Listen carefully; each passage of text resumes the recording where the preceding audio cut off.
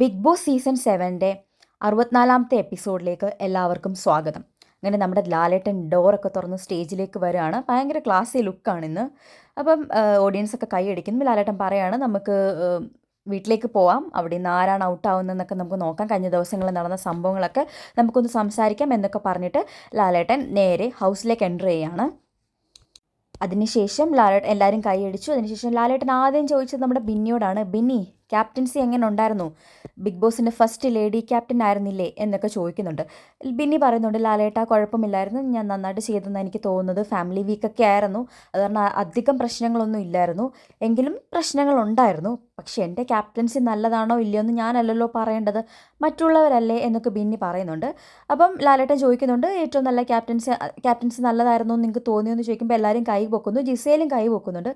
അപ്പം ലാലേട്ടൻ ചോദിക്കുന്നു, ജിസേൽ നിങ്ങളന്ന് പറഞ്ഞല്ലോ ബിന്നി ലക്ക് കൊണ്ടാണ് ജയിച്ചത്, അതിനെന്താ കാര്യം എന്ന് ചോദിക്കുന്നുണ്ട്. അപ്പോൾ നമ്മുടെ ജിസേൽ പറയുകയാണ്, ലാലേട്ട ബിന്നിക്ക് 4 കാര്യങ്ങൾ ഒരുമിച്ച് കിട്ടി. അവൾ ക്യാപ്റ്റനായി, പിന്നെ അതുപോലെ നോമിനേഷനിൽ നിന്ന് വിമുക്തി നേടി, അതേപോലെ ഒരു ഫാമിലി വീക്കിൽ ഹസ്ബൻഡിനെ കൊണ്ടുവരാനുള്ളൊരിത് കിട്ടി, ഇപ്പം അതേപോലെ ഇമ്മ്യൂണിറ്റി കിട്ടി. അപ്പം അങ്ങനത്തെ കാര്യങ്ങളെല്ലാം കൂടെ കിട്ടിയ ടൈമിൽ എനിക്ക് തോന്നി അവൾക്ക് കുറച്ച് ലക്ക് ഉണ്ടെന്ന്. അപ്പം ഞാനത് ഡിസ്കസ് ചെയ്തു. അപ്പോൾ വേറെ ആൾക്കാർ പറഞ്ഞു അവൾക്ക് നോമിനേഷൻ ഇതെല്ലാം കിട്ടിയത് അവൾക്ക് ഹാർഡ് വർക്ക് കൊണ്ടാണ്, അല്ലാതെ ലക്ക് കൊണ്ടല്ല എന്ന് പറഞ്ഞു. പക്ഷേ നൂറ് എക്സ്പെക്റ്റ് ചെയ്ത് കാണും ഉള്ളിൻ്റെ ഉള്ളിൽ. ബിന്നിക്കും വേണമെങ്കിൽ അത് കൊടുക്കായിരുന്നു. ബിന്നി പിന്നെ ആകെപ്പാടെ ഒന്ന് ഡൗൺ ആയിട്ടാണ്, ഫേസൊക്കെ ഒന്ന് ഡൗൺ ആയിട്ടായിരിക്കുന്നത്. കാരണം ഇന്ന് വരുമ്പോൾ ലാലേട്ടൻ എന്തെങ്കിലും പറയുമോ എന്നുള്ളൊരു പേടി പുള്ളിക്കാരത്തേക്ക് നല്ലതുപോലെ ഉണ്ട്. അപ്പോൾ ആകെപ്പാടെ ഒന്ന് മുഖമൊക്കെ ഒന്ന് ഡൗൺ ആയിട്ടാണ് പുള്ളിക്കാരത്തി ഇരിക്കുന്നത്. അതിനുശേഷം ലാലേട്ടൻ ചോദിക്കുന്നുണ്ട്, ബിന്നിക്ക് വേണമെങ്കിൽ നോമിനേഷൻ കാർഡ് തൊട്ടടുത്തിരിക്കുന്ന ആൾക്കൊന്ന് കൊടുക്കാമായിരുന്നു അല്ലേ, നൂറയ്ക്ക് കൊടുക്കാമായിരുന്നു. നൂറയല്ലേ ബിന്നിനെ ഹെൽപ്പ് ചെയ്തത് ഫാമിലിക്ക് വേണ്ടിയിട്ട്. അപ്പോൾ ബിന്നി ഇങ്ങനെ അയ്യോ എന്നാവുന്നുണ്ട്, വേണ്ടായിരുന്നു എന്നുള്ള ഒരിത്. എന്നാലും പറയുന്നു, ലാലേട്ടാ ഞാൻ നൂറയ്ക്ക് കൊടുത്തു കഴിഞ്ഞാൽ ഇവിടെ ഗ്രൂപ്പിസമാണെന്ന് എല്ലാവരും പറയും. അപ്പോൾ നൂറയ്ക്ക് വിഷമം ഉണ്ടായിരുന്നോ എന്ന് ചോദിച്ചപ്പോൾ നൂറ് പറയുന്നുണ്ട്, ഞാനതൊന്നും എക്സ്പെക്റ്റ് ചെയ്തില്ല ലാലേട്ടാ. അതിനുശേഷം നേരെ ലാലേട്ടൻ വരുന്നത് ഷാനവാസിൻ്റെ അടുത്തോട്ടാട്ടോ. ഷാനവാസിൻ്റെ കാര്യമൊന്നും പറയണ്ട, എല്ലാവരെയും വീട്ടിലിരിക്കുന്നവരെ വിളിക്കുന്നതാണ് പുള്ളിയുടെ മെയിൻ. എന്തൊരു കാര്യം പറഞ്ഞാലും ഉടനെ വീട്ടിൽ ഇരിക്കുന്നവരെ വിളിക്കും. ഇപ്പം ലാലേട്ടൻ എടുത്ത് ചോദിക്കുന്നുണ്ട്, എന്തിനാ അവരുടെ വീട്ടിൽ നിന്ന് ഒരാൾ വന്നപ്പോഴെങ്കിലും നിങ്ങൾക്ക് കുറച്ചൊന്ന് മര്യാദയ്ക്ക് ഇരുന്നൂടെ? അപ്പോൾ പറയുന്നുണ്ട്, ലാലേട്ടൻ എന്നെ ചൊറിഞ്ഞു, അപ്പോൾ വീട്ടിൽ നിന്ന് ആൾ വരുന്നുണ്ടോയെന്നൊന്നും ഞാൻ നോക്കേണ്ട ആവശ്യമില്ല, ഞാൻ തിരിച്ച് പറഞ്ഞിട്ടുണ്ട് നല്ലതുപോലെ എന്നൊക്കെ പറയുന്നുണ്ട്. അപ്പോൾ ബിന്നിയുടെ അടുത്ത് ചോദിക്കുന്നുണ്ട്, ബിന്നി നിങ്ങളും കുറച്ചൊക്കെ ഭയങ്കര ചൊറിയായിരുന്നല്ലോ. അപ്പോൾ ബിന്നി പറയുന്നുണ്ട്, അങ്ങനെയൊന്നും അല്ല ലാലേട്ട, ശരിക്കും പറഞ്ഞാൽ ബിന്നിയും കുറച്ച് ചൊറിയായിരുന്നു. ബിന്നിയും ഇടയ്ക്കിടയ്ക്ക് പോയിട്ട് ഷാനവാസിനെ വിളിക്കുകയും എടുക്കുകയൊക്കെ ചെയ്യുമ്പം ഷാനവാസിന് ദേഷ്യം വരത്തില്ല, ഈഗോ ഹർട്ടായി. അങ്ങനെ അവർ തമ്മിൽ അങ്ങോട്ടും ഇങ്ങോട്ടും നല്ല ചൊറിയും ബഹളമായിരുന്നു. അപ്പം ഒന്ന് പറഞ്ഞ് രണ്ടാമത്തേന് ഷാനവാസിനെ വീട്ടിൽ നിന്ന് വിളിക്കും. അപ്പോൾ ലാലേട്ടൻ എടുത്ത് പറയുന്നുണ്ട്, നിങ്ങൾക്ക് ഇനി ഇടയ്ക്ക് ഈ വീട്ടിലിരിക്കുന്ന അച്ഛനും അമ്മയും മാറ്റിയിട്ട് വേണമെങ്കിൽ അപ്പച്ചീനെ അമ്മച്ചീനെ അപ്പൂപ്പനെ അമ്മൂമ്മനെയൊക്കെ വിളിക്കാം കേട്ടോ എന്നൊക്കെ പറയുന്നുണ്ട്. ഷാനവാസിൻ്റെ നല്ലൊരു കൊട്ട് കൊടുക്കുന്നുണ്ട് ലാലേട്ടൻ. അതിൽ ഷാനവാസ് മാറ്റുമോ ഇല്ലയോ എന്ന് നോക്കാം. ബിന്നിയും അത് നല്ല രീതിയിൽ എക്സ്പ്ലെയിൻ ചെയ്യുന്നുണ്ട്, ബിന്നി ഇങ്ങനെ വിളിച്ചിട്ട് വന്നില്ല, അങ്ങനെ ചെയ്തു ഇങ്ങനെ ചെയ്തു എന്നൊക്കെ. എന്തായാലും ഷാനവാസ് മുന്നോട്ട് ഈ ഒരു ആൾക്കാരെ വിളിക്കുന്നതും ഓവർ ഷോയും കാണിച്ചിട്ട് അങ്ങനത്തെ ഒരു പ്ലേ നിർത്തുവാണെങ്കിൽ ഷാനവാസിന് കുറച്ചും കൂടെ നല്ലതാണ്. ഈ വീട്ടുകാരെ വിളിക്കുന്നത് ഭയങ്കര ബോറിംഗ് ആയിട്ടുള്ളൊരു കാര്യമാണ്, അത് ഷാനവാസ് മനസ്സിലാക്കുന്നില്ല എന്നുള്ളതാണ് സത്യം. അതിനുശേഷം നേരെ പോകുന്നത് നമ്മുടെ അനീഷേട്ടൻ്റെ അടുത്തോട്ടാണ്. കൊള്ളാം, പുള്ളി പിന്നെ ആരെങ്കിലും നല്ലത് പറഞ്ഞത് കേട്ടിട്ടുണ്ടോ? പുള്ളി പറയുന്നത്, എൻ്റെ പൊന്നെ ലാലേട്ട ഏറ്റവും വേസ്റ്റ് ആയിട്ടുള്ള ക്യാപ്റ്റൻ ആയിരുന്നു. മോഹൻലാൽ ചോദിക്കുന്നുണ്ടോ, അനീഷ് ഇത് നേരത്തെ എക്സ്പെക്റ്റ് ചെയ്തിരുന്നതല്ലേ, പ്രെഡിക്റ്റ് ചെയ്തിരുന്നതല്ലേ എന്നൊക്കെ ചോദിക്കുന്നുണ്ട്. അപ്പോൾ പറയുന്നുണ്ട്, ആ ലാലേട്ട ഞാൻ പ്രെഡിക്റ്റ് ചെയ്തിരുന്നു, ബിന്നി ആരും കേൾക്കില്ല, ബിന്നി ഭയങ്കര നോൺ സ്റ്റോപ്പായിട്ട് അങ്ങോട്ട് സംസാരിച്ചുകൊണ്ടിരിക്കും, തിരിച്ചൊന്നും കേൾക്കില്ല എന്നൊക്കെ പറയുന്നുണ്ട്. ശരിക്കും ആ ക്യാരക്ടർ അനീഷിൻ്റെ അല്ലേ. അനീഷ് പിന്നെ ബിന്നിയുടെ കുറ്റമൊക്കെ പറഞ്ഞ് പറഞ്ഞ് എവിടേക്കോ പോകുന്നുണ്ട്. അങ്ങനെ പിന്നെ മോഹൻലാൽ പിന്നെ നമ്മുടെ അനുമോളുടെ അടുത്താണ് ചോദിക്കുന്നത്. അനുമോൾ ചോദിക്കുന്നത്, കുഴപ്പമില്ല ലാലേട്ടാന്ന് പറയുന്നുണ്ട്. പിന്നെ എന്തൊക്കെയോ പറയുന്നുണ്ട്, ബിന്നി ഹസ്ബൻഡ് വന്നപ്പോൾ ആക്റ്റീവ് ആയിരുന്നു, പിന്നെ ആക്റ്റീവ് അല്ലായിരുന്നു, പിന്നെ ബിന്നിക്ക് അധികം ജോലിയൊന്നും ഇല്ലായിരുന്നു എന്നൊക്കെ. പിന്നെ വിളിക്കുന്നത് നമ്മുടെ നൂറയാണ്. നൂറ പറയുന്നുണ്ട്, ബിന്നി ഉറങ്ങാനൊന്നും സമ്മതിച്ചില്ല, അത് മാത്രം അവൾക്ക് ഇച്ചിരി വിഷമമായി എന്നൊക്കെ. ഉറങ്ങാനല്ലല്ലോ ബിഗ് ബോസിലോട്ട് വന്നത്, ഗെയിം കളിക്കാനല്ലേ. അതിനുശേഷം പിന്നെ ആര്യനോടാണ് ചോദിക്കുന്നത്. ആര്യൻ നല്ല കൃത്യമായിട്ട് മറുപടി പറയുന്നുണ്ട് കേട്ടോ. എനിക്ക് ആര്യൻ്റെ ആ ഒരു ഇത് ഭയങ്കരമായിട്ട് ഇഷ്ടപ്പെട്ടു. കറക്റ്റ് അനലൈസ് ചെയ്തിട്ടുണ്ട് ബിന്നിയുടെ ക്യാപ്റ്റൻസിനെ കുറിച്ച്. ആര്യം പറയണില്ല, ലാലേട്ട ബിന്നി ഹസ്ബൻഡുള്ള സമയത്ത് കുറച്ച് ലവ് ഡു ഒരു ഫേസിലായിരുന്നു. അതിനുശേഷം ഹസ്ബൻഡ് പോയി കഴിഞ്ഞപ്പോൾ കുറച്ച് നല്ല ഇമ്പ്രൂവ്മെൻ്റ് ഉണ്ടായിരുന്നു, നല്ല സ്ട്രിക്റ്റ് ആയിരുന്നു, കുറച്ച് കമാൻഡബിൾ കപ്പാസിറ്റി ഉള്ള ആളാണ്. അതേപോലെ ബിന്നി ഓരോരുത്തരെ പറയുന്ന സമയത്ത് ഓരോ കാര്യങ്ങൾ പറയുന്ന ടൈമിൽ അത് അനുസരിക്കാൻ പലർക്കും മടിയാണ്. എല്ലാവരും പറയുന്നത് ബിഗ് ബോസ് പറയട്ടെ, ബിഗ് ബോസ് പറയട്ടെ എന്നാണ് പറയുന്നത്. അത് അത്ര നല്ല കാര്യമായിട്ട് തോന്നിയില്ല എന്ന് ആര്യം പറയുന്നുണ്ട്. അത് ബിഗ് ബോസ് പറയട്ടെ എന്നുള്ളത് പിന്നെ എന്തിനാണ് നമ്മളെ ക്യാപ്റ്റനെ തിരഞ്ഞെടുക്കുന്നത്? ക്യാപ്റ്റൻ്റേതായിട്ടുള്ള പവർ ഇല്ലേ എന്നൊക്കെ ആരും ചോദിക്കുന്നുണ്ട്. അതൊക്കെ വളരെ കറക്റ്റായിട്ടുള്ള കാര്യം കേട്ടോ. അപ്പോൾ ശരിക്കും ഇങ്ങനത്തെ കാര്യങ്ങളൊക്കെ ആരാ പറയുന്നതെന്ന് ചോദിച്ചു കഴിഞ്ഞാൽ അത് ബിന്നിയാൻ എഴുന്നേറ്റ് പറയുന്നുണ്ട്, അനീഷാണ് വൺ ഓഫ് ദ കണ്ടസ്റ്റൻറ്റ്. എന്ത് പറഞ്ഞാലും പറയും, ഞാൻ നിങ്ങൾ പറയുന്നത് കേൾക്കില്ല, ബിഗ് ബോസ് പറഞ്ഞാലേ കേൾക്കുള്ളൂ, എനിക്ക് സ്റ്റോർ റൂമിൽ പോകണം, എനിക്കത് ചെയ്യണം, ഇത് ചെയ്യണം, ബിഗ് ബോസ് പറഞ്ഞാലേ ഞാൻ കേൾക്കത്തുള്ളൂ എന്നൊക്കെ പറയുന്നുണ്ട്. അത് വളരെ സത്യമായിട്ടുള്ള കാര്യം. അത് കഴിഞ്ഞ ദിവസത്തെ ഒരു വീഡിയോയിലും അത് കാണിച്ചിട്ടുണ്ടായിരുന്നു. അതിനുശേഷം അക്ബറിൻ്റെ അടുത്താണ് ലാലേട്ടൻ ചോദിക്കുന്നത്. അക്ബറും ഈ സെയിം കാര്യം തന്നെയാണ് അനീഷിൻ്റെ പറയുന്നത്. ലാലേട്ടന് ഇതൊന്നും കേൾക്കാൻ ഒരു താല്പര്യമില്ല. ലാലേട്ടൻ പറയുന്നു, ഞാൻ നിങ്ങളുടെ സൗന്ദര്യം ആസ്വദിച്ചുകൊണ്ടിരിക്കുകയായിരുന്നു അക്ബർ. ആരാണ് മേക്കപ്പ് ചെയ്ത് തന്നത്? അക്ബർ പറയുന്നു, ലാലേട്ട അനുവാണ്. ലാലേട്ടൻ പറയുന്നത് നല്ല ബ്യൂട്ടിഫുൾ ആയിട്ടുണ്ട്. പിന്നെയും അനീഷ് എഴുന്നേറ്റ് നിന്ന് എന്തൊക്കെയോ പറയുന്നുണ്ട്. അങ്ങനെ ചെയ്തു, ഇങ്ങനെ ചെയ്തു, അവർ സ്പൈക്കുട്ടൻ വന്നപ്പോൾ എനിക്ക് കാണാൻ പറ്റിയില്ല. പക്ഷെ ലാലേട്ടൻ പറയുന്നു, 60 ദിവസമായി നിങ്ങൾ ഈ കാര്യങ്ങളൊക്കെ പറയുമ്പം പുറത്തിരുന്നിട്ട് പ്രേക്ഷകരും ഈ കാണുന്ന ആൾക്കാരും ചിരിച്ചുകൊണ്ടിരിക്കുകയാണ്. ഇത്രയും നാളായിട്ട് നിങ്ങൾക്കൊന്നും ഈ ഗെയിം വിട്ടുപിടിക്കാറായില്ലേ? ഈ കിച്ചണും ഇങ്ങനത്തെ കുഞ്ഞു കുഞ്ഞു സില്ലി അടികളും വിട്ടുപിടിക്കാറായില്ലേ എന്നാ. എന്തൊരു പരിതാപകരമാണല്ലേ അവസ്ഥ. ഇപ്പോഴും അവരുടെ വലിയ വലിയ പ്രശ്നങ്ങൾ ഇതാണ്. അനീഷിൻ്റെ ഒന്ന് പറയണ്ട, ഒരു കുഞ്ഞു കാര്യം മതി അനീഷിന്. ലാലേട്ടൻ പറയാതെ പറഞ്ഞിട്ടുണ്ട്, നിങ്ങൾ ഈ ഗെയിം വിട്ടുപിടി, 60 ദിവസം കഴിഞ്ഞു, നിങ്ങൾ ഗെയിം കുറച്ച് സീരിയസ് ആയിട്ട് എടുക്കുമെന്ന് പറയാതെ പറഞ്ഞിട്ടുണ്ട്. ആരൊക്കെ അത് കേൾക്കും? ആരൊക്കെ ഇനി എനിക്കറിയില്ല. എനിക്ക് ഇത്രയും ദിവസം ഇങ്ങനെ ആയ ആൾക്കാർക്ക് ഇനി ഇതിനെക്കാട്ടും വലിയൊരു ഗെയിം ഉണ്ടെന്ന് എനിക്ക് തോന്നുന്നില്ല. നിങ്ങൾക്ക് എന്താണെന്ന് തോന്നുന്നു, എന്തായാലും പറഞ്ഞേക്ക്. അതിനുശേഷം ലാലേട്ടൻ നമ്മുടെ ലക്ഷ്മിയെ വിളിക്കുന്നുണ്ട്. ലക്ഷ്മി എഴുന്നേക്കാൻ തുടങ്ങുമ്പോൾ ലാലേട്ടൻ പറഞ്ഞു, എൻ്റെ പൊന്നുമോളെ എനിക്കൊന്നും പറയാനില്ല, ഞാനൊന്ന് പോവാം, ഞാൻ കുറച്ച് വെള്ളം കുടിച്ചിട്ട് വരാം, നിങ്ങളോടൊക്കെ പറഞ്ഞ് ഞാൻ മടുത്തു, 60 ദിവസമായില്ലേ ഞാനിവിടെ വന്ന് പറയാൻ തുടങ്ങിയിട്ട് എന്ന് പറഞ്ഞ് ലാലേട്ടൻ അവിടെ നിന്ന് ഇറങ്ങി പോകുന്നുണ്ട്. അതിനുശേഷം അവിടെ സംസാരിക്കുന്നത് പുതിയ ലേഡി ക്യാപ്റ്റൻസിനെ കുറിച്ചാണ്. ക്യാപ്റ്റൻസിയിൽ ഗേൾസ് ആണല്ലോ എല്ലാവരും വന്നേക്കുന്നത്. അപ്പോൾ അതിനെക്കുറിച്ച് ചോദിക്കുമ്പോൾ നെവിൻ എന്തൊക്കെയോ പറയുന്നുണ്ട്, അവരും കൂടെ ഒന്ന് അനുഭവിക്കട്ടെ എന്നുള്ള രീതിയിൽ. അപ്പോൾ ലാലേട്ടൻ ചോദിക്കുന്നുണ്ട്, അങ്ങനെ ആർക്കും വേണ്ടാത്ത എന്തെങ്കിലും കാര്യം അനുഭവിപ്പിക്കാൻ വേണ്ടിയിട്ടുള്ളതാണോ ഈ ക്യാപ്റ്റൻസി എന്നൊക്കെ പറയുന്നത്. പിന്നെ അനീഷ് അവിടെ നിന്ന് പറയുന്നുണ്ട്, ലാലേട്ട ഇത് ടാസ്ക് അല്ല, അവർ ക്യാപ്റ്റൻസി തിരഞ്ഞെടുത്തത് പ്യുവർലി ഗ്രൂപ്പിസം ബേസ്ഡിലാണ്. നൂറയായിരുന്നു ഞാൻ സെലക്ട് ചെയ്തത്, പക്ഷെ അവർ ആദിലേനെ എടുത്തു. ഇതിപ്പോൾ എന്താ, നൂറയും ആദിലും ഒരൊറ്റ കണ്ടസ്റ്റൻസ് ആയിരുന്നു പണ്ട്. അവരിപ്പം സെപ്പറേറ്റ് ആയാലും അവർ ഒരുമിച്ചല്ലേ, അവർ ഏതെങ്കിലും ഗ്രൂപ്പിലുണ്ടെങ്കിൽ അവർ രണ്ടുപേരും ഒരു ഗ്രൂപ്പിൽ ഒരുമിച്ചല്ലേ. അനീഷ് എന്ത് മണ്ടത്തരോ പറയുന്നതെന്ന് എനിക്ക് മനസ്സിലാവുന്നില്ല. അങ്ങനത്തെ ഉള്ള രീതിയിലൊക്കെ പറയുന്നുണ്ട്. അപ്പോൾ നൂറ് ആകെപ്പാടെ ഇങ്ങനെ അന്താളിച്ചിരിക്കുകയാണ്. അയ്യോ, എന്നെക്കുറിച്ച് അനീഷ് ചേട്ടൻ ആദ്യമായിട്ടൊരു നല്ല വാക്ക് പറഞ്ഞു. ഇതിപ്പോൾ എന്താ പ്രശ്നം എന്ന് പറഞ്ഞാൽ അനീഷ് പറഞ്ഞ ആൾ വന്നില്ല, അത്രേ ഉള്ളൂ പ്രശ്നം. അല്ലാണ്ട് നൂറേയും ആദിലേയും ഗ്രൂപ്പിസം കാണിച്ചിട്ട് അങ്ങനെയൊന്നും അല്ല. ഇപ്പം ഗ്രൂപ്പിസം കാണിക്കുകയാണെങ്കിൽ അവർ രണ്ടുപേരും വരണമായിരുന്നു. ഇതിപ്പം ആദില മാത്രമല്ല വരേണ്ടത്. അതിനുശേഷം സാബുമാൻ പിന്നെ കറക്റ്റ് ഒരു കാര്യം പറയുന്നുണ്ട്. പലരും ക്യാപ്റ്റൻസിയിലോട്ട് വരുന്ന സമയത്ത് അവിടെ നിൽക്കുന്ന ഹൗസ് മേറ്റ്സ് അത് അവരുടെ ആ ഒരു ഭരണപരിഷ്കാരം അല്ലെങ്കിൽ അവരെ സപ്രസ് ചെയ്യാൻ വേണ്ടി ശ്രമിക്കുന്നുണ്ട്. എന്തോ ഒരു പണി കൊടുക്കുന്ന പോലെയാണ്. സ്പെഷ്യലി അക്ബറിൻ്റെ പേരൊക്കെ എടുത്ത് പറയുന്നുണ്ട്.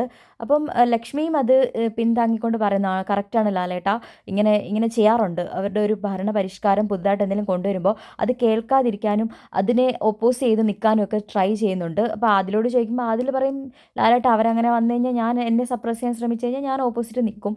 അതേപോലെ ജിസേലിൻ്റെ അടുത്ത് ചോദിക്കുമ്പോൾ ജിസേൽ എന്തൊക്കെയോ പറയുന്നുണ്ട്, എന്താ പറയുന്നതെന്ന് ജിസേലിന് തന്നെ അറിയത്തില്ല.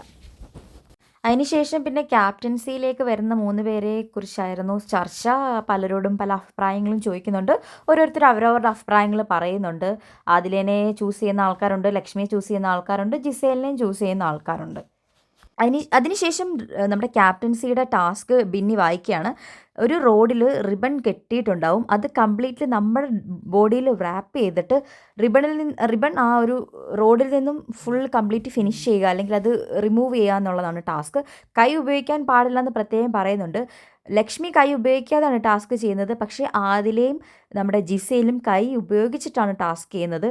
പക്ഷേ കൈ ഉപയോഗിച്ചിട്ടാണ്, അതൊരു അൺഫെയർ ആയിട്ടുള്ളൊരു പ്ലേ ആണ്. പക്ഷേ അതിലാണത് ഫിനിഷ് ചെയ്യുന്നത്. അതിൽ വന്നിട്ട് ക്യാപ്റ്റൻ എന്നുള്ള ഒരു ഇതെടുത്ത് ഒരു ഫ്ലാഗ് എടുത്തിട്ട് മണ്ണിൽ അത് കുത്തി വെക്കുന്നുണ്ട്. പക്ഷേ ഇത് അത്യാവശ്യം ഭയങ്കര ഒരു സ്ട്രെയിൻ ആയിട്ടുള്ള കുറേ വട്ടം കറങ്ങി അവരങ്ങ് ടയേർഡായി. പിന്നെ അതൊന്നും കൂടെ ഒന്ന് പുതുതായിട്ട് കളിപ്പിക്കാൻ പറ്റുന്നൊരു ഗെയിമല്ല, കുറച്ച് ടയേർഡാവുന്ന വീക്കാവുന്ന ഗെയിമാണ്. അപ്പോൾ അതുകൊണ്ട് പിന്നെ പ്രത്യേകിച്ചൊന്നും ബിഗ് ബോസ് പറഞ്ഞില്ല. ബിന്നിയും ഒന്നും പറഞ്ഞില്ല. ബിന്നി കണ്ടുകൊണ്ടിരിക്കുകയല്ലേ കൈ ഉപയോഗിക്കുന്നത്, പക്ഷേ ബിന്നിയും ഒന്നും പറഞ്ഞില്ല. അങ്ങനെ ബിഗ് ബോസിൻ്റെ അടുത്ത ലേഡി ക്യാപ്റ്റനായിട്ട് ആദിനെ സെലക്ട് ചെയ്തിരിക്കുകയാണ്.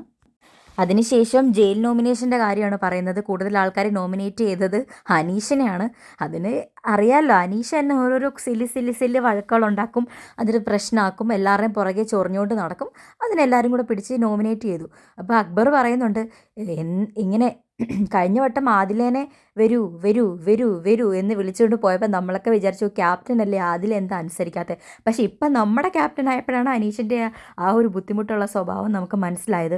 അനിമോളും അതേപോലെ എന്തൊക്കെയോ സില്ലി കാര്യങ്ങളൊക്കെയാണ്, കിച്ചണിലെ കാര്യങ്ങളൊക്കെയാണ് പറയുന്നത്. ലാലേട്ടനും പറയും, എൻ്റെ പൊന്ന് മക്കളെ ഇതൊന്ന് വിട്ട് പിടിക്കാറായില്ലേ, എത്ര പറഞ്ഞാൽ ഇവറ്റകൾക്കൊന്നും മനസ്സിലാവത്തുമില്ല, എന്തോ ചെയ്യാനാന്ന് പറ. പിന്നെ അനീഷ് എഴുന്നേറ്റിരുന്ന് അനീഷിൻ്റേതായിട്ടുള്ള എന്തൊക്കെയോ കാര്യങ്ങൾ പറയുന്നുണ്ട്. അതിനുശേഷം നമ്മുടെ ജയിലിൽ കിടന്നിട്ട് ഷാനവാസും ബിന്നിയും തമ്മിലുണ്ടായിരുന്ന പ്രശ്നത്തെക്കുറിച്ചാണ് അവിടെ ഡിസ്കസ് ചെയ്തത്. ഷാനവാസിനെ ബിന്നി പോയി ചൊറിഞ്ഞു, ഷാനവാസ് തിരിച്ച് പറഞ്ഞു, അങ്ങോട്ടും ഇങ്ങോട്ടും അടിയായി. അതിനെക്കുറിച്ചൊക്കെ എക്സ്പ്ലെയിൻ ചെയ്യുന്നുണ്ട്. ലാലേട്ടൻ എടുത്ത് ചോദിക്കുന്നുണ്ട്, ബിന്നിയുടെ ദേഹത്ത് മാവ് വീണോ? അപ്പോൾ ബിന്നി അത് പറയുന്നുണ്ട്, എൻ്റെ അവിടെ ഇവിടെയൊക്കെ ഡോട്ട്സ് ആയിട്ടൊക്കെ വീണു. അപ്പോൾ ലാലേട്ടൻ ചോദിക്കുന്നുണ്ട്, ലക്ഷ്മി എന്തിനാണ് അതിനകത്തൊക്കെ പോയി ഇടപെട്ടത്? ലക്ഷ്മി അത് ലാലേട്ട ഭക്ഷണ സാധനം വലിച്ചെറിഞ്ഞതിനാണ് ഷാനവാസിനെ ജയിലിലേക്ക് പറഞ്ഞു വിട്ടത്. പിന്നെയും അതന്നെ റിപ്പീറ്റ് ചെയ്യുകയാണ്.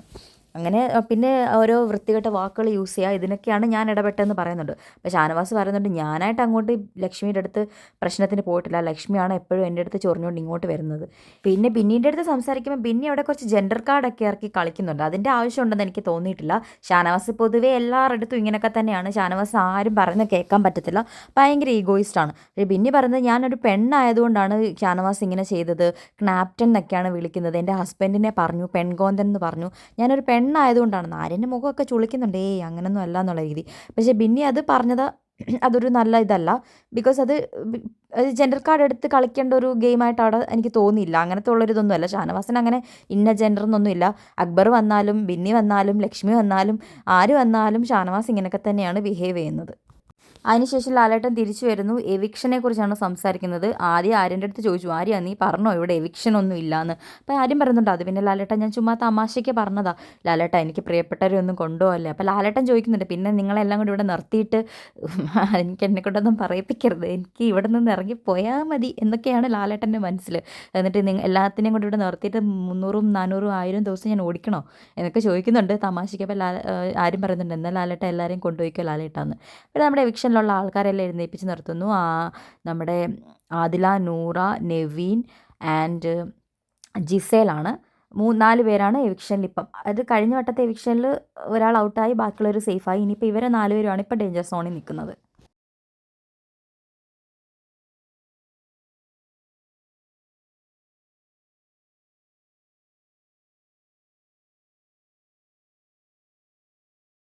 അതിനുശേഷം ലാലേട്ടൻ പറയുന്നുണ്ട്, ഈ ഗെയിം കളിക്കുന്നത് ഇവിടെ വെച്ചിട്ടല്ല, ആക്ടിവിറ്റി റൂമിലേക്കാണ്, നിങ്ങൾക്ക് ആക്ടിവിറ്റി റൂമിലേക്ക് പോകാം. അപ്പോൾ അവർ 4 പേരും ആക്ടിവിറ്റി റൂമിലോട്ട് പോയി. അപ്പം ബ്ലൈൻഡ് ഫോൾഡ് ധരിച്ചതിന് ശേഷം ബിഗ് ബോസ് അനൗൺസ് ചെയ്യാണ്, റെഡ് കളറിലെയും ഗ്രീൻ കളറിലെയും ലൈറ്റ് ഇങ്ങനെ മാറി മാറി നിങ്ങളുടെ ദേഹത്ത് കത്തും. പിന്നെ ഒരു ടൈമിൽ ഗ്രീൻ കളർ ആരുടെ ദേഹത്തേക്ക് മാത്രമാണ് പ്രകാശിച്ച് നിൽക്കുന്നത്, അവർ സേവ് ആകും. അങ്ങനെ ആദ്യത്തെ ഫസ്റ്റ് റൗണ്ട് കഴിഞ്ഞു. അതിൽ ഫസ്റ്റിൽ നമ്മുടെ നൂറയാണ് സേവ് ആയത്. ആ നൂറയുടെ ദേഹത്തായിരുന്നു ഗ്രീൻ കളർ ലൈറ്റ് കത്തിക്കൊണ്ട് നിന്നത്. നൂറയപ്പം ഇങ്ങനെ എല്ലാവരും നോക്കുന്നുണ്ട്, അയ്യോ ഞാൻ മാത്രമാണോ, അല്ലെങ്കിൽ അങ്ങനെ എന്നുള്ള രീതിയിൽ എന്താണ് അവിടെ നടക്കുന്നത് എന്നുള്ള രീതിയിൽ കുറച്ച് കൺഫ്യൂഷൻ ഉണ്ടായിരുന്നു. അപ്പം നൂറ സേവായി. രണ്ടാമത്തെ വട്ടം സേവ് ആയത് നമ്മുടെ നെവീനാണ്.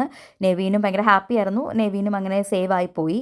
അതിനുശേഷം തേർഡ് റൗണ്ടിൽ വന്നിട്ട് നൂറേൻ്റെ അടുത്തും ജിസേൽ, അവർ രണ്ടുപേരുമാണ് പിന്നെ ലാസ്റ്റിലുണ്ടായിരുന്നത്. അപ്പോൾ അവരുടെ അടുത്ത് ചോദിക്കുകയാണ്, സോറി നൂറയല്ല ആദിലേൻ്റെ അടുത്തും ജിസേലിൻ്റെ അടുത്തും ചോദിക്കുകയാണ്, നിങ്ങൾക്ക് ആരെയാണ് ഇവിടെ ബെസ്റ്റ് ഫ്രണ്ടായിട്ട് നിങ്ങൾ കരുതുന്നത് എന്ന്. അപ്പം ജിസേൽ പറയുന്നു ഓഫ് കോഴ്സ് ആര്യൻ.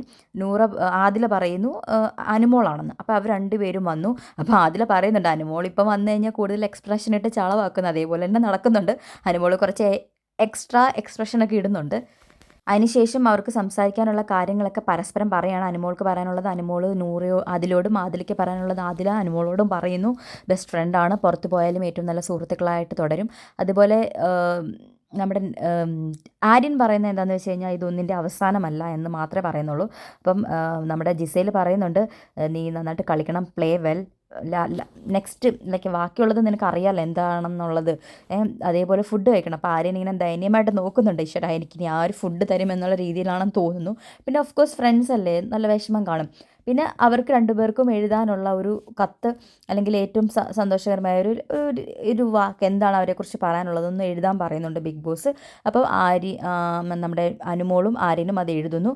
അതിനുശേഷം പറയുകയാണ്, നിങ്ങളെ രണ്ടുപേരും പിന്നെയും ബ്ലൈൻഡ് ഫോൾഡ് ഇടുക, അതിനുശേഷം നിങ്ങളെ പുറത്തേക്ക് കൊണ്ടുപോകും. അതിനുശേഷം ഒരാൾ, ജയിച്ച ആൾ, സേവ് ആയ ആളായിരിക്കും അകത്ത് കയറി വരുന്നത്. ഔട്ടായ ആൾ പുറത്തേക്ക് പോകും. അപ്പോൾ അതിലേക്ക് നല്ല ഒരു ഇൻസിസ്റ്റ് ഉണ്ട്, ലൈക്ക് ഞാൻ ഔട്ടായി പോകും, ജിസേലല്ലേ കൂടെ നിൽക്കുന്നത്, അപ്പോൾ ജിസേൽ ജയിക്കുമെന്നുള്ളത്. അപ്പോൾ ജിസേലിനും ആ ഒരു കോൺഫിഡൻസ് ഉണ്ടെന്ന് തോന്നുന്നു. ഞാൻ ജയിക്കും എന്നുള്ളൊരു കോൺഫിഡൻസ്, അല്ലെങ്കിൽ ഞാനിവിടെ നിൽക്കും എന്നുള്ളൊരു കോൺഫിഡൻസ് ജിസേലിനുമുണ്ട്. അപ്പം അവരെ രണ്ടുപേരെയും ബ്ലൈൻഡ് ഫോൾഡ് വെച്ചിട്ട് രണ്ടാൾക്കാർ വന്ന് പുറത്തേക്ക് കൊണ്ടുപോയി. അപ്പോൾ അതിൽ പറയുന്നുണ്ട്, ബിഗ് ബോസ് എനിക്ക് നൂറേനെ കാണണം, ഇത് ഫെയർ അല്ല, എനിക്ക് നൂറേനെ കാണണം എന്നൊക്കെ പറയുന്നുണ്ട്. പക്ഷെ അവർ രണ്ടുപേരെയും പുറത്തേക്ക് കൂട്ടിക്കൊണ്ടുപോയി. വീട്ടുകാരാകെപ്പാടെ കൺഫ്യൂഷൻ അടിച്ചിരിക്കുകയാണ്, ഇതെന്താണ് സംഭവിക്കുന്നത്. ഒരാൾ പുറത്തേക്ക് പോവുകയാണെങ്കിൽ തന്നെയും അവർ ബൈ പറയാതെയാണോ പോകുന്നതെന്നൊക്കെ ഇരുന്ന് ചോദിക്കുന്നുണ്ട്. ആര്യനൊക്കെ ആകെപ്പാടെ ഡെസ്പാണ്. നൂറയുടെ ഫേസ് നല്ല ഡള്ളായിട്ടിരിക്കുകയാണ്, എന്താണ് നടക്കുന്നതെന്ന് അറിയാതെ. അതിനുശേഷം ബിഗ് ബോസ് അവരുടെ രണ്ടുപേരും ഉറ്റ ചങ്ങാതികളായ നമ്മുടെ ആര്യനെയും അനുവിനെയും മറ്റേ ബിഗ് ബോസിൻ്റെ മെയിൻ എൻട്രൻസിലേക്ക് വിളിക്കുകയാണ്. അവരോട് അവർ അവിടെ വന്ന് നിൽക്കാൻ പറയുകയാണ്. ആരാണ് നിങ്ങളുടെ ഫ്രണ്ട്സ് തിരിച്ചു വരുന്നത് അവരെ വെൽക്കം ചെയ്യാൻ വേണ്ടി, ബാക്കിയുള്ള ആൾക്കാരോട് വരാന്തയിൽ നിൽക്കാൻ പറയണം. അങ്ങനെ ആര്യനും നമ്മുടെ അനുമോളും പോയിട്ട് മെയിൻ ഡോറിൻ്റെ അവിടെ നിൽക്കുകയാണ്. എന്നിട്ട് എല്ലാവരും പുറകിൽ നിന്നിട്ട് ഭയങ്കര ടെൻസ്ഡോടുകൂടി എല്ലാവരും ഇങ്ങനെ നോക്കുകയാണ് ആരാണ് വരാൻ പോകുന്നത്. അപ്പോൾ ഒരുവിധപ്പെട്ട എല്ലാവരും വിചാരിക്കുന്നത് ആദിലാണ് പോകുന്നത്. ജിസേൽ തിരിച്ച് വരുന്നത് തന്നെയാണ് എല്ലാവരുടെയും പ്രതീക്ഷ. പക്ഷേ അൺഫോർച്ചുനേറ്റ്ലി ഓർ ഫോർച്ചുനേറ്റ്ലി നമ്മൾ തിരിച്ചു വന്നത് നമ്മുടെ ആദിലയാണ്. അപ്പോൾ പകുതി പേർക്ക് ഭയങ്കര ഷോക്കും ഭയങ്കര കൺഫ്യൂഷനും ഒക്കെ ആയിരുന്നു. കുറച്ച് പേർക്ക്, അങ്ങനെ നമ്മുടെ 1-2 പേർക്കൊക്കെ അത് നല്ല ഹാപ്പിനെസ്സും ആയിരുന്നു. പക്ഷേ സ്റ്റിൽ ആദിലൊക്കെ വിശ്വസിക്കാൻ പറ്റുന്നില്ല, ആദില ഇന്നായതാണോ, ഔട്ടായിട്ട് തിരിച്ച് കയറ്റി എല്ലാവരോടും ബൈ പറയാൻ വിട്ടതാണോ എന്നാണ് ആദില ചോദിച്ചുകൊണ്ടിരിക്കുന്നത്. കാരണം ആദില ഒരിക്കലും എക്സ്പെക്റ്റ് ചെയ്തില്ല ജിസേലിൻ്റെ കൂടെ നിന്നിട്ട് ആദില ഇന്നായി എന്നുള്ളത്. എന്തായാലും ആദില ഓടിപ്പോയി നമ്മുടെ നൂറേനെ കെട്ടിപ്പിടിക്കുന്നുണ്ട്. ഓഫ് കോഴ്സ് ആര്യന് കുറച്ച് വിഷമമൊക്കെ ഉണ്ടായിരുന്നു. നമ്മുടെ ആര്യനെ ആശ്വസിപ്പിക്കാൻ വേണ്ടി ലക്ഷ്മി, ബിന്നി എല്ലാവരും ചെല്ലുന്നുണ്ട്. ഓഫ് കോഴ്സ് ആര്യൻ്റെ ബെസ്റ്റ് ഫ്രണ്ട് അല്ലേ പോയത്. അവസാനം ഒരു ചെറിയ ചർച്ച ഉണ്ടെങ്കിലും അവർ തമ്മിൽ നല്ലൊരു കണക്ഷൻ ഉണ്ടായിരുന്നു. അങ്ങനെ നമ്മുടെ ആദില ഇന്നായിരിക്കുകയാണ് അടുത്ത ആഴ്ചയിലേക്ക്. അതിനുശേഷം നമ്മുടെ ആര്യൻ ഭയങ്കരമായിട്ട് കരയാണ്. ആര്യനെ എല്ലാവരും കൂടെ ആശ്വസിപ്പിക്കുന്നുണ്ട്. ഓഫ് കോഴ്സ് അല്ലേ, നമ്മൾ ലാസ്റ്റ് ഓരോ വീക്കുകൾ കഴിയുന്തോറും ഇഷ്ടപ്പെട്ട ഓരോരുത്തർ പിരിയേണ്ടി വരും. അത് സർവ്വസാധാരണമാണ് അതിനകത്ത് ബിഗ് ബോസിൽ. ഇപ്പം എല്ലാ ആഴ്ചയിലും ആരെയും എവിക്റ്റ് ചെയ്യാതെ നമുക്ക് ഇരിക്കാൻ പറ്റത്തില്ല. അപ്പോൾ ജിസേൽ പോകുന്നത് ആരും എക്സ്പെക്റ്റ് ചെയ്തൊരു കാര്യമല്ലാത്തത് കൊണ്ട് എല്ലാവർക്കും കുറച്ച് എക്സ്ട്രാ വിഷമമൊക്കെ ഉണ്ടായിരുന്നു. അതിനുശേഷം മോഹൻലാൽ ജിസേലിനെ വേദിയിലേക്ക് സ്വാഗതം ചെയ്യുന്നു. ജിസേലിനോട് ചോദിക്കുകയാണ് എന്തൊക്കെ കാര്യങ്ങളാണ് ബിഗ് ബോസിൽ വന്നിട്ട് സംഭവിച്ചത്. ജിസേൽ പറയുന്നുണ്ട് ഒരുപാട് കാര്യങ്ങളിൽ, ഇപ്പം ബിഗ് ബോസിൽ മേക്കപ്പ് ആണെങ്കിലും ഡ്രസ്സില്ലാതെയും ഒക്കെ എനിക്കിപ്പം ജീവിക്കാൻ പറ്റുമെന്നൊക്കെ ഞാൻ പഠിച്ചു. അതേപോലെ ടോയ്ലറ്റ് കഴുകാൻ വേണ്ടി ഒരു അറപ്പൊന്നും തോന്നുന്നില്ല, അതൊക്കെ ചെയ്തു. അങ്ങനത്തെ ഒരുപാട് കാര്യങ്ങൾ പഠിച്ചു. അതിനുശേഷം നമ്മുടെ ജിസേലിനെ ബാക്കിയുള്ള ഓഡിയൻസ് മീൻസ് നമ്മുടെ കണ്ടസ്റ്റൻസിനോട് സംസാരിക്കുന്ന എല്ലാവരും കരയുകയാണ്. അപ്പോൾ ജിസേൽ പറയുന്നുണ്ട്, ജിസേൽ കുറച്ച് പ്രാക്ടിക്കലായിട്ടാണ് ഇതിനകത്ത് കാണിക്കുന്നത്. ജിസേൽ കരയുന്നൊന്നുമില്ല. ജിസേൽ പറയുന്നു, ഭയങ്കര സ്ട്രോങ് ലേഡിയാണ് കേട്ടോ ജിസേൽ. ജിസേൽ പറയുന്നുണ്ട് എന്തിനാ കരയുന്നേ, ഇതിപ്പോൾ എല്ലാ ആഴ്ചയിലും എല്ലാവരും ആരെങ്കിലുമൊക്കെ പോകേണ്ടതല്ലേ, ഞാനിതിനൊക്കെ നല്ല രീതിയിൽ എടുക്കുന്നുള്ളൂ, ആരും കരയണ്ട എന്നൊക്കെ പറയുന്നുണ്ട്. നമ്മുടെ ഷാനവാസിൻ്റെ കണ്ണിൽ നിന്ന് കുറച്ച് കണ്ണുനീരൊക്കെ വരുന്നുണ്ട്. ജിസേൽ ചോദിക്കുന്നുണ്ട് സർപ്രൈസ്ഡായി, ഷാനവാസ് നിങ്ങൾ എനിക്ക് വേണ്ടി കരയുന്നോ, എല്ലാവർക്കും അപ്പോൾ എന്നോട് കുറച്ചൊക്കെ സ്നേഹമുണ്ടല്ലേ എന്നൊക്കെ ചോദിക്കുന്നുണ്ട്. അതിനുശേഷം മോഹൻലാൽ പറയുകയാണ് നമുക്ക് ജിസേലിൻ്റെ കഴിഞ്ഞ ശരിക്കും ഇത്രയും ഒരാളുടെ പോലും വീഡിയോ കാണിച്ചിട്ടില്ല കേട്ടോ ഇതിന് മുന്നേ. അത്രയും കാണിക്കാനുണ്ടായിരുന്നു ജിസേൽ അത്രയ്ക്കും കുഴപ്പമില്ലാത്തൊരു കണ്ടസ്റ്റൻ്റ് ആയിരുന്നു. ജിസേലിൻ്റെ കോൺട്രിബ്യൂഷൻസ് ഒക്കെ ഉണ്ടായിരുന്നു. പക്ഷേ ജിസേൽ പല ടൈമിലും മറ്റുള്ളവരെ ഡിപ്പെൻഡ് ചെയ്ത് ഗെയിം കളിക്കുന്നു. അങ്ങനത്തെ കാര്യങ്ങളൊക്കെ കൊണ്ടാണ് ജിസേൽ ഔട്ടായത്. കുറച്ച് ഓവർ ഇൻഫ്ലുവൻസ്ഡ് ആയി, അല്ലെങ്കിൽ മറ്റുള്ളവരെ ഇൻഫ്ലുവൻസ് ചെയ്ത് നിർത്തിയിട്ട് അവരിലൂടെ കളിക്കുന്നത്. അല്ലാതെ ഇൻഡിപെൻഡൻ്റ് ആയിട്ടുള്ള ഗെയിം അല്ല ജിസേലിന്. അതാണ് ജിസേലിന് പറ്റിപ്പോയത്. ജിസേൽ കുറച്ചുകൂടെ ഒന്ന് ഇൻഡിപെൻഡൻ്റ് ആണമായിരുന്നു. പക്ഷേ ഓരോ മൂമെൻറ്റ്സും അടിപൊളിയായിരുന്നു. വഴക്കുണ്ടാക്കിയത് ആൾക്കാരായിട്ടൊക്കെ നല്ല കോംപ്രമൈസായി, നല്ല സ്നേഹമായി അനുമോളായിട്ടുള്ളൊരു മൂമെൻറ്റ്സ് ഒക്കെ കാണിച്ചു. അപ്പോൾ അതൊരു നല്ലൊരു രസമായിരുന്നു എല്ലാവർക്കും കണ്ടുകൊണ്ടിരിക്കാൻ വേണ്ടിയിട്ട്. അതിനുശേഷം ലാലേട്ടൻ ജിസേലിൻ്റെ അടുത്ത് ആ ഒരു ലെറ്റർ ആര്യൻ എഴുതിയത് വായിക്കാൻ പറയുന്നുണ്ട്. ജിസേൽ അത് വായിച്ചു. അതിനുശേഷം എല്ലാവരുടെ അടുത്തും മീൻസ് ലവ് യു എന്നൊക്കെ പറഞ്ഞ്, ആര്യനാണ് സ്പെഷ്യലായിട്ട് മിസ് ചെയ്യുന്നത്, കേക്കൊക്കെ ഒളിപ്പിച്ച് വെച്ചിരിക്കുന്ന കഥയൊക്കെ പറഞ്ഞിട്ട് അതൊക്കെ എടുത്ത് കഴിക്കണമെന്നൊക്കെ പറയുന്നുണ്ട്. അങ്ങനെ ഒഫീഷ്യലി ജിസേൽ ബിഗ് ബോസ് വീട്ടിൽ നിന്നും വിട പറയുകയാണ്.